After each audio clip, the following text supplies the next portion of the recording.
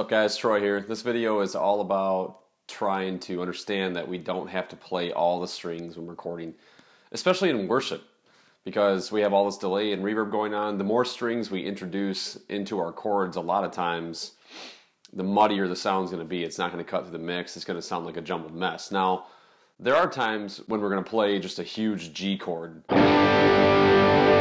That's appropriate.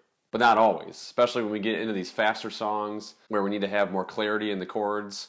So we're going to, a lot of times, drop these chords down to maybe 3 strings, and most of the time I drop them down to 2 strings. That's especially true with all these inversions that we play. So we're going to drop these inversions down most of the time to triads or diads.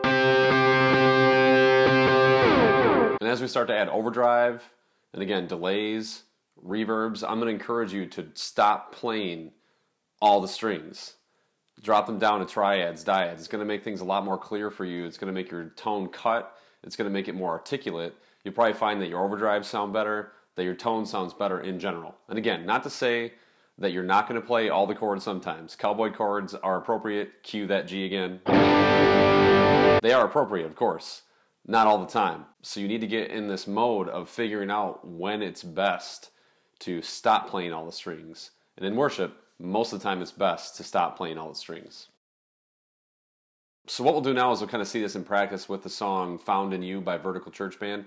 I'm going to play through the chorus, playing inversion chords. The first sweep around, I'm going to play all the notes I can in the chords using the inversions. The second sweep around, I'm going to use triads only.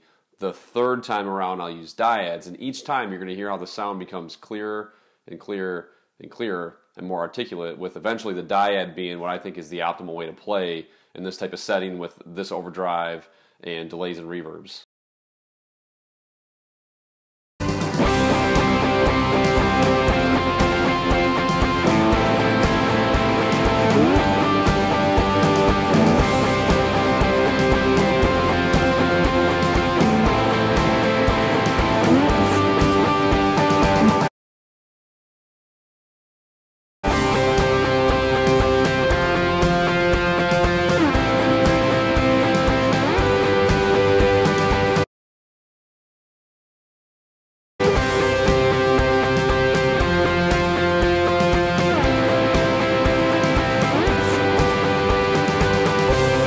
Alright, so there you have it. There's the difference, the big difference between playing all the strings you can in a chord to try to fill up all this space and dropping it down to triads and dyads and letting the keyboard and the bass player and those guys take care of their space.